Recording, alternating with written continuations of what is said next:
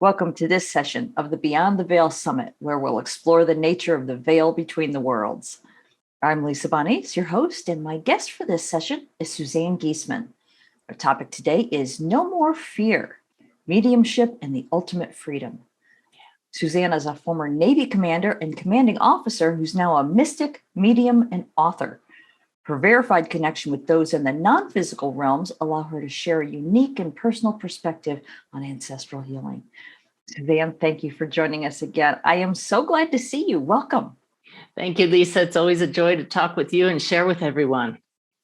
Yes, and I'm really interested in the topic today, No More Fear, because that's the biggest thing about, I think, the idea of the veil is that implies death. And that's something that scares a lot of people. So in your experience, why is death so scary for so many of us?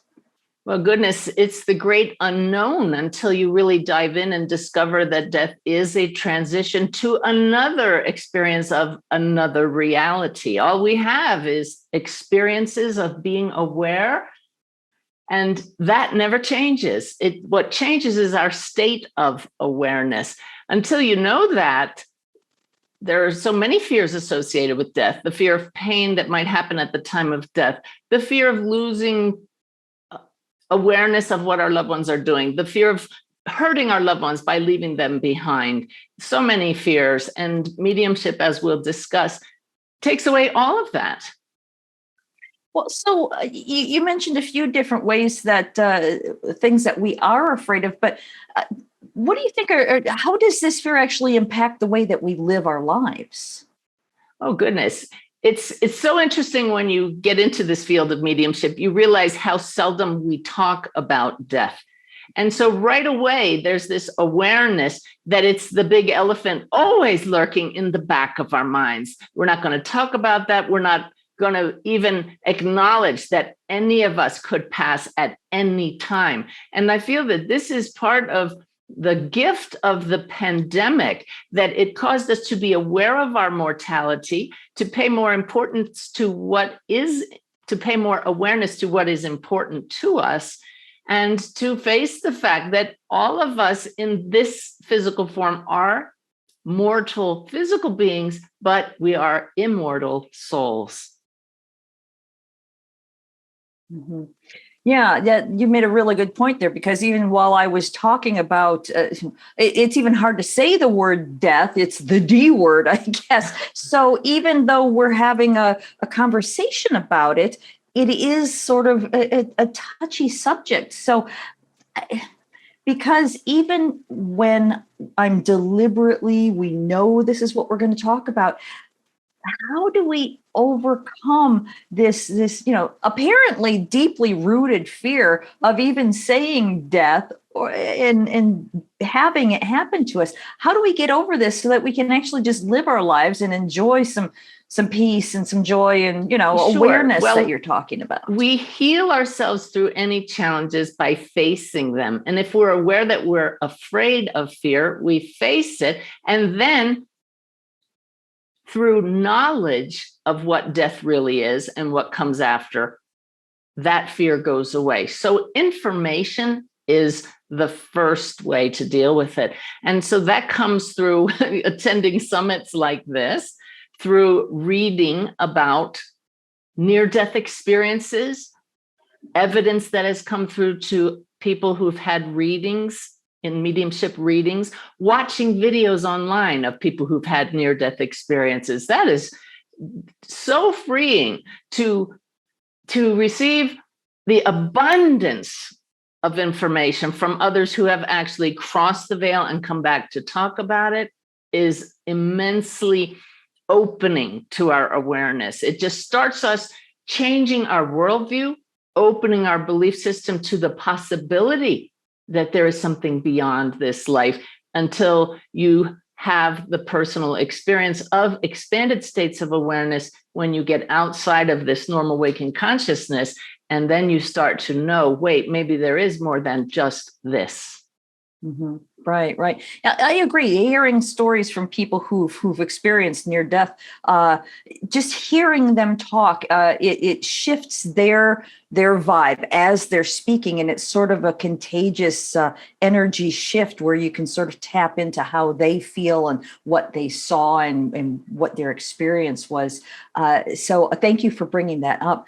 So now let's talk about the actual the death process. Would you call it a process or an event? Well, it's both.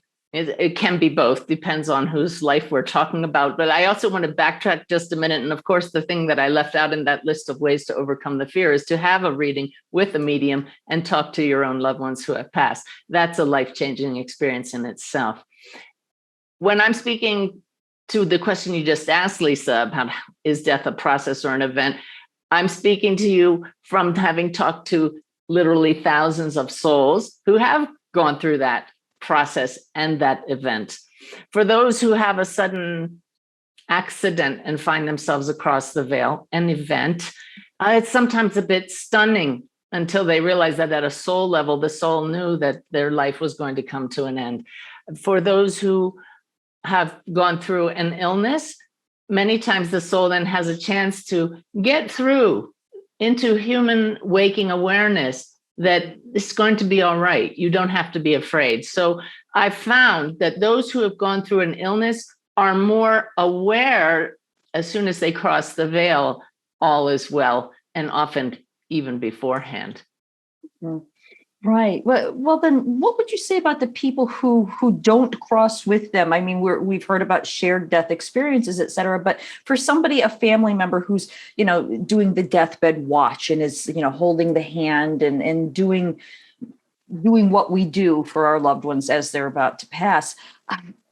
How, in your experience, does that help people to overcome the fear, or do you think that it actually makes it worse sometimes? Oh, it does not make it worse at all. I'm a big supporter of a group called Helping Parents Heal. I have a stepdaughter across the veil, so I really appreciate what the parents who belong to that group, all of whom have a child across the veil, are going through. And to a member of that group, they all start down this same path. Their interest in the group introduces them to others who, because of their deep grief, because of their apparent loss, certainly the loss of the physical form, but not the loss of their child's soul, their presence, they all start reading about the afterlife, hearing the stories from the other parents who have had readings with mediums, hearing that our children give us evidence from across the veil to show that they're here. They start meditating so they can have that connection themselves. And it really is a journey. It's a process more for those of us left behind to come to know that death is not the end. Right. Yeah, that's an excellent point. So since we're talking about the experience of the people who are still here, I know that when somebody crosses over, at least in my own experience and with people that I know, even if you do know that physical death is not the end of existence, it can still be really frustrating, infuriating, all of those emotions that, damn it, I didn't want this person to be non-physical. I want to be able to just call them on the phone and tell them how my day was. How can we get past that? I don't think we can, because love is love. That love connection is based a lot in this reality on the physical presence. So grief is something we all go through, and it doesn't matter what you know. My most recent deaths that I had to deal with were two of my beloved pets, my dogs. And even knowing what I know, even sharing their death experience with them, feeling the joy of their souls when they were released from the body, I grieved. But that grief process was much shorter. And certainly in the case of a human loved one, that grief process can go on. But we're talking about taking away the fear of death. So grief is another whole process, but still, in either case, grief or fear, knowing that we can still contact those who have crossed the veil really makes a big difference. And that's what I enjoy doing, is teaching people tools to contact them themselves. Right, right. Yeah, I did sort of derail the conversation into another topic entirely. I'm sorry about that. So getting back to the topic of fear specifically, if somebody is hoping to overcome the fear of death, what could be a good first step? Certainly, that reading and watching YouTube videos of others who have crossed the, as we talked about. But how about starting a process of sitting quietly and asking for higher consciousness to show you the root of your fears, to show you what would help you heal. We always look outside of ourselves for answers, but the greatest healing comes when we realize we have access to higher wisdom ourselves. So even the briefest of meditation, where we simply get quiet and still, take a deep breath to relax, and then ask, what do I need to know to get beyond my fears? Or give me a positive, helpful experience of knowing there's so much more than this life. Mm-hmm. And that may end up being a nice long meditation, or you may be led to others who can help you. But asking very deliberately like that is a part of a tremendous healing process. Mm-hmm. Right, right. Yeah, that makes a lot of sense. Now, I know that over the years, you've been doing this for a while now, and you've taught classes with Shift, et cetera. So, of course, you've developed tools to help us increase awareness of ourselves as divine beings, not just that they are, but that we are as well. So, I would love it if you would share a couple of those with us. Well, I like to encourage people to play what I call the sign game with a loved one who has passed, or with your guides. You tune in like I just showed you, and that's a process in itself. I call that sitting in peace. You take a sip of the divine. You sit, you breathe deeply, and you ask a question with the direct intention of connecting with someone beyond the veil. And then when you get an answer, the sign game is, all right, I heard something I didn't expect to hear. I truly feel I was connecting with someone, some being beyond this veil. So I'd really like to trust what I got. In the coming days, will you please show me the sign of?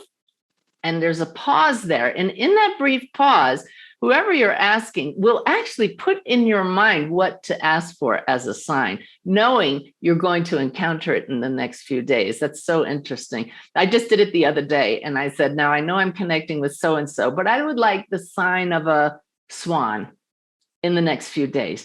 Now, we may think that we come up with what to ask for, but I just know from doing this so often that those across the veil put that in our head. So was it yesterday? So yesterday morning, I was searching for a photo to go with a daily message that I put online. I used a search term that had nothing to do with swans, and the very first picture that came up was a swan.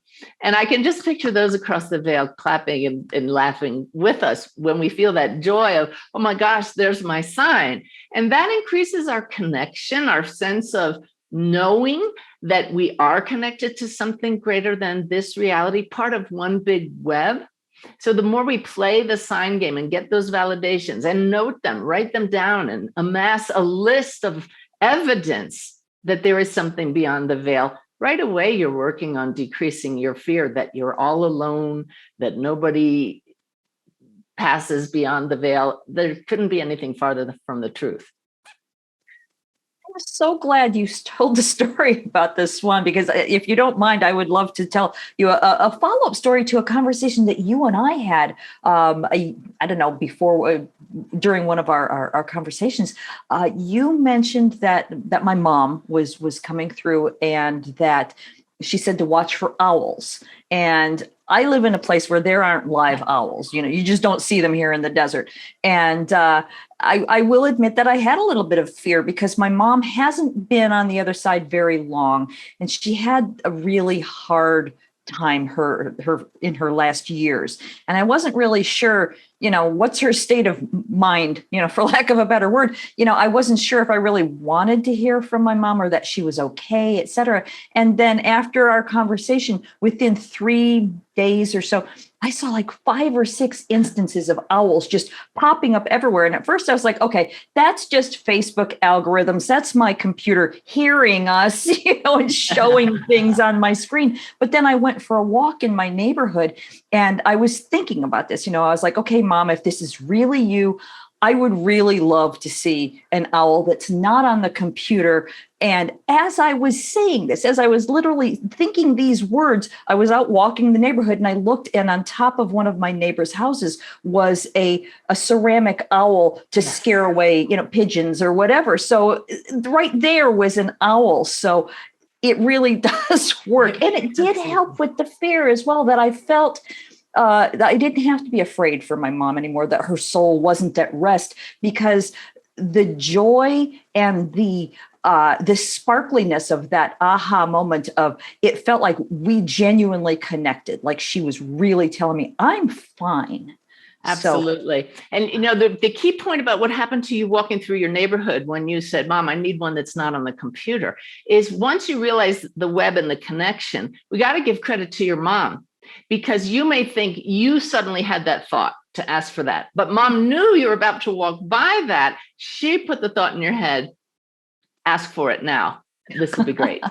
Thank you so much for giving me that little extra bit of information, because that hadn't occurred to me. But as you say it, that makes so much sense, because I wondered, well, I just happened to look up. No, I didn't just happen. She put that thought in my head. So thank you for that clarity. I would love it if you would share some more stories. As you mentioned, the best way to get over this fear is to hear stories. So regale us, if you will. I have a few. One is a very important point, that one of our greatest fears about death is that we're going to suffer at the point of death. And you can't deny the physical form, in some cases of death, does go through pain and suffering. I was doing a reading for a woman and brought through a man who I started to describe as he passed when he was in a hospice situation. He had cancer. He was a mechanic that worked on trucks. He was showing me specifically the trucks, all kinds of evidence. So that she knew who this was. But she said, Suzanne, this is my uncle, but he hasn't passed yet. As far as I know, he is in hospice now, but he's really close to passing. So I tuned in, and it makes sense that if a medium is connecting to someone's soul, that soul would feel the same, whether they're in a human body, getting ready to pass, or cross the veil. It's the soul we're connecting with. So I tuned into him, and he told me to talk about Paul. And then he showed me a funny story with a rattlesnake and shooting a rattlesnake. Now, that in mediumship is what I call a gold nugget piece of evidence, because it's so unusual. And my client said, I really don't know what you're talking about. So I said, well, actually, for everybody who's listening now, I'm going to save the punchline till the end here of why this man who was in hospice, why his soul came through to us. But after the reading, it occurred to my client that Paul was her other uncle. And she went and she talked to Paul. And it turns out there was a story about shooting a rattlesnake, and it occurred between Uncle Paul and the uncle who was in a coma, who, by the way, passed the next day. So she wasn't able to ask him the rattlesnake story, but Paul was the only living relative remaining who knew the story of the rattlesnake. And this guy in hospice was able to get it through. And it was really funny how they went out in the desert and found a rattlesnake's tail sticking out of a hole and decided, we're going to pull that snake out of the hole by the tail and shoot it. Well, how better to prove that we were talking to a soul than to tell a story that only one other person would know. So here's the message that all of that validates. This man's soul on his deathbed said to my client through me, the medium, I may look like my body is suffering. I'm having trouble breathing, but I'm just fine. Remember the rattlesnake story and laugh. So, wow. That's a very dramatic story, but I give so many readings where I'll bring through somebody who has passed. They go like this. That means I passed suddenly. It's a symbol for me. And then they make this sign like charades. That to me is a sign I passed at the scene of my sudden passing. Like if I had an accident, they'll show me a car accident. I was catapulted out of my body. I didn't suffer. So what a message for all of us who have a fear of suffering. My dear friend Brenda passed of cancer. She's the perfect example of someone who overcame their fear of death through mediumship. She became interested in mediumship through my work, started studying it, became a student of mediumship, and then became ill with cancer. She had a terminal diagnosis. She knew she was going to die. She was so joyous about going to discover what it was like on the other side for herself. She certainly didn't want to leave her son, but she knew she had nothing to fear. She was going to come on my radio show and talk about her total lack of fear about dying, but she passed before she came on the show. Well, Brenda came through to me within 24 hours of her passing because she had cleared out all the fear. She knew there was more. She had healed herself from the inside out. And she told me, yeah, the body suffered. It was hard to breathe, but crossing the veil was just like that. And I know that's why she came through so quickly too. Beautiful. Yeah. Now, so have you ever had the experience, Brenda may be a good example of this, of somebody who knew that they were going to pass and you arranged to communicate where, this is the sign I will send you? Is that a possibility? Oh, absolutely. But I discourage people when they come to me for a reading for sitting there waiting for that one thing that you had discussed, because it may or may not be able to come through the medium. Every thought, every word, every visual has a frequency, and we mediums are tuned to certain frequencies, so we may miss it. But my great example was I was sitting in a beauty salon, and the esthetician was working on me, and her father came through from across the veil. She knew I was a medium, and I said, your father must have passed since the last time I was here. And she said, yeah, he did. So while she's working on me, I said, well, he's showing me that he was in a wheelchair. He used to throw his tissues on the floor and you had to pick them up after him. This is really good evidence. He had cancer. He was a little gruff. He's even shown me shushing away this cat of yours that's winding its way around his feet. And he's saying, that darn cat. She said, oh, Suzanne, this is my dad. She said, I knew I would see you again. And I said to him, Dad, when I see that medium, if you can come through, talk about that darn cat. I was blown away. Now, see, if I had known she had a key word or something she wanted her dad to talk about, I might not have gotten it because I was trying. It's totally different than just sitting there all relaxed and saying, yeah, here's your dad, and having a conversation with him. So that's just a beautiful example. Yeah, that really is. I love that story. Thank you for that one. So I'm wondering then if we don't have a medium that we can connect, or if we don't know one. I mean, obviously it's easy enough to find one, but if we don't know of one, how can we begin to make that? Does fear actually block us from communicating, do you think?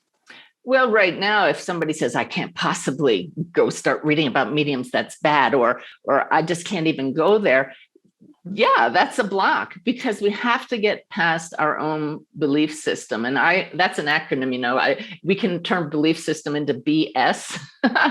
So until you see your own BS, you're going to be stuck in the fear. I'd love to just talk for a moment about my wonderful assistant, Lynette. She lived most of her life in fear, and it was based on her religious upbringing. In fact, Brenda, same case. Brenda was gay, and she was sure, based on what her family and her church told her, that she was going to hell for her lifestyle choices. Mm-hmm.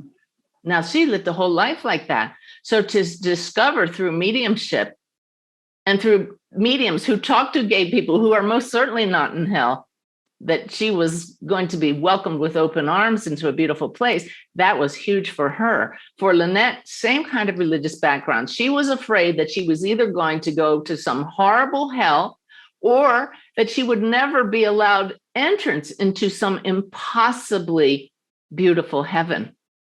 So she was stuck. What am I going to do? She went to counseling. Her fear was so bad. It didn't help.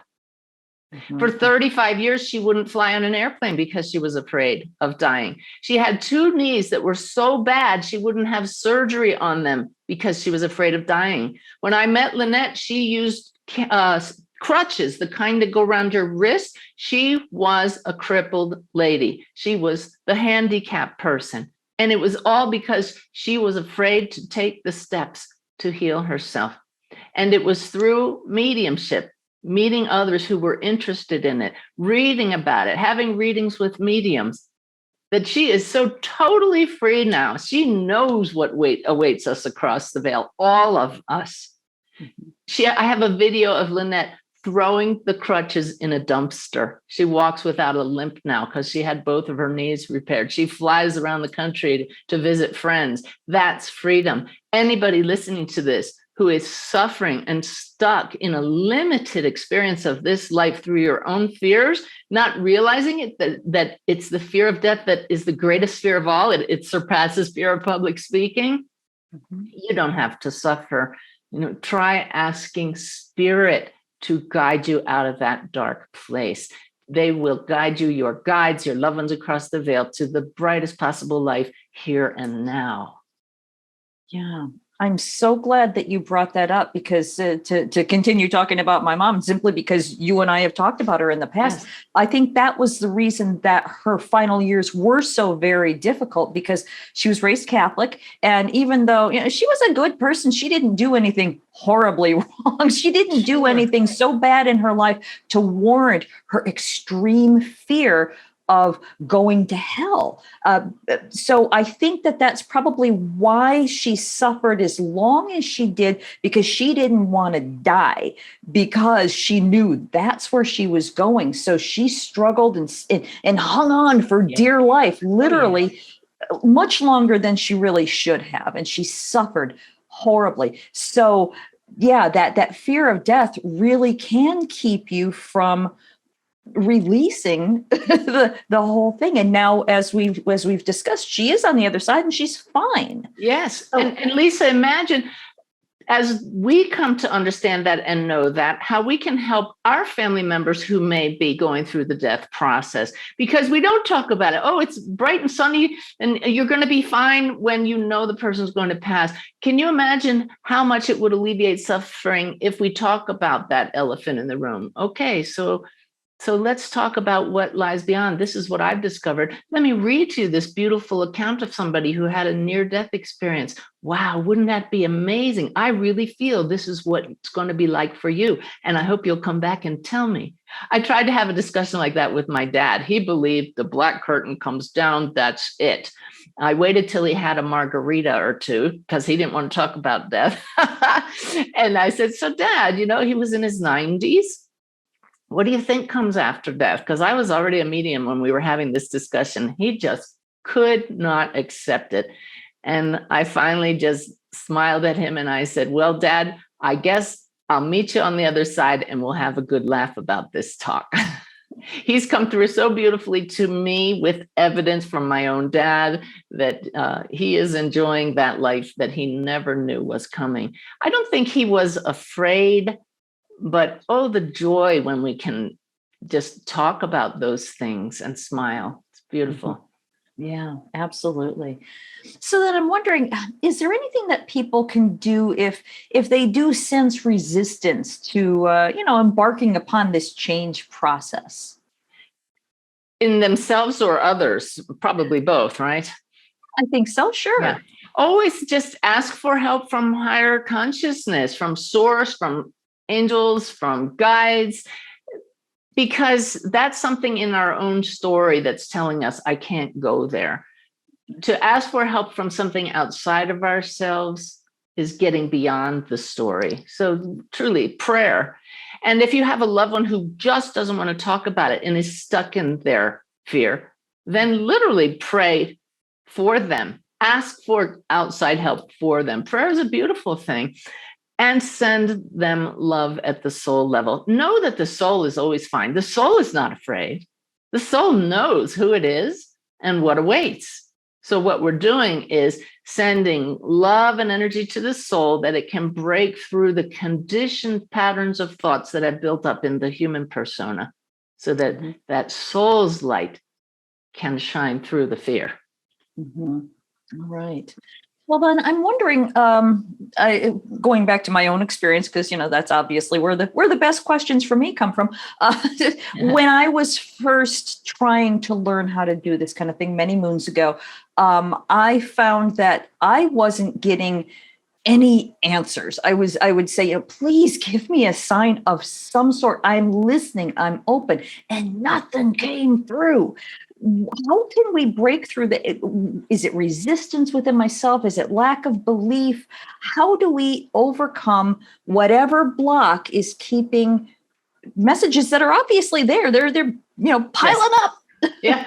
And when you said, is it resistance? Is it blocks? Yes and yes. And what's really important is to notice what we're radiating. And if you go back to the energy you radiated when you were showing that, it was, why aren't I getting that? Look at this. The fists are balled up. There's tension in the body instead of total trust in the divine to flow through us at the perfect time.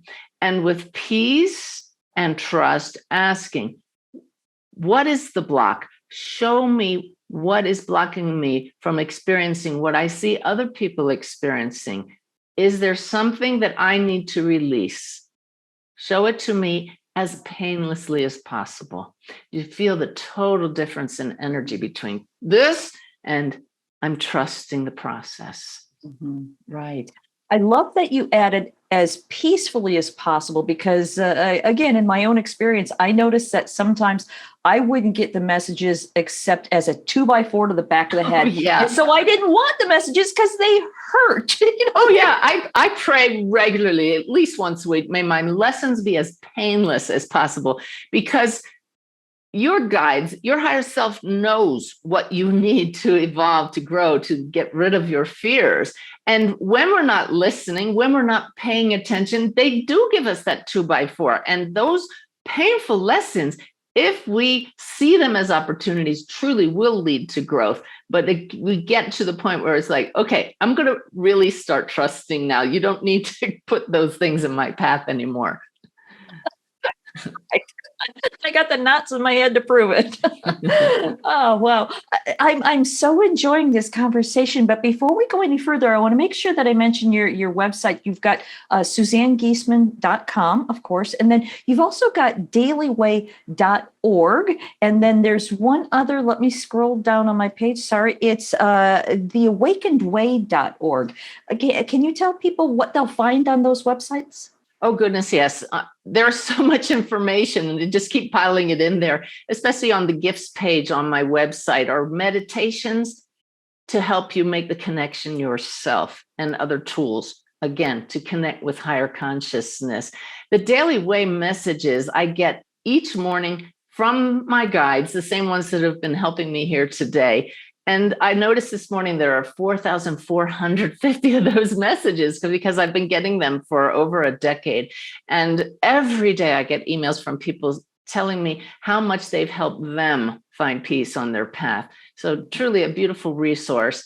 And the Awakened Way is a series of teachings that really helps us change our worldview and understand you're so much more than this physical body. You're a beautiful soul. We're part of one big web, which I hope the stories I've shared today have told us, and that we find that connection across the veil by balancing our logical brain with our knowing heart. Mm-hmm. Yeah, beautiful. Thank you for that. So we've talked about a lot of things, and we could talk for hours more. But I want to make sure that before we go, is there anything that I've forgotten to ask you about, or anything that's coming from your guides that they want to make sure that you do talk about today? You've done a great job, Lisa, of bringing out the main points. So really, there's nothing more to add other than the fact that a reading with a medium is a fabulous way to show you that death is not the end. But you don't need a medium ultimately to establish that connection with your loved ones. So begin a process of daily contemplation, my sip of the divine. If you only have 3 minutes a day, just sit quietly and ask the one question each day: what do I need to know today? In other words, take control of your journey. Mm-hmm. Your inner journey is the most important one. Mm-hmm. Right. Well, thank you again, Suzanne. This has been, as usual, just a lovely conversation. After we talk, I always have the best day. So thank you. Well, I wake up every day and just say, what is today going to bring? Because I've learned through that personal experience that we are not alone, that this is a benevolent universe and that we can trust it, and to pay attention to your thoughts and uplift them. I do have one more point, Lisa. You talked about the D word and death being frightening, but the B word, birth, that's exciting. That's a cause for celebration. Death is the opposite. It's a cause for mourning. But truly, when you see the cycle of life, death is birth into a new state of awareness. So if we can visualize those who have passed there to greet us and celebrate, you did it. You got through that life in human form. It wasn't always easy, but yay, you. Then that takes away that fear of the D word. So it behooves all of us to make this journey a joyous one, to heal the wounds that have collected over the years of being human, so that we too can celebrate a life well lived. All right. Wonderful. I'm so glad you added that. Thank you so much. And thank you, Suzanne, for being with us today. I've so enjoyed our conversation. Always a pleasure, Lisa. And thank you, everybody. All right. I want to remind everyone I've been talking with Suzanne Giesemann, and I want to thank everyone for joining us. I hope you enjoyed this conversation in the Beyond the Veil Summit.